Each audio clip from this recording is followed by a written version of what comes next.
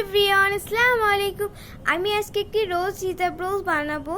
তো ফার্স্টে আমি এরকম একটা পিন নিয়ে নিয়েছি। তো এর মধ্যে একটা ইয়েলো কালার ক্লে নিয়ে নিব।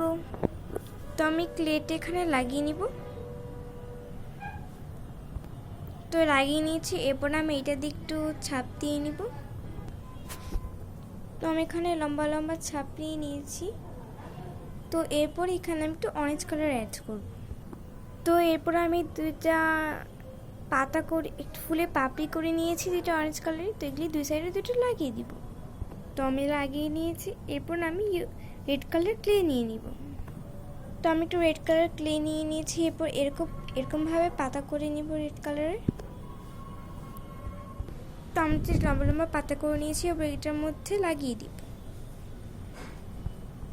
তো আমি লাগিয়ে নিয়েছি। এরপর আমি আরও রেড কালার লাগিয়ে নিব পাতা।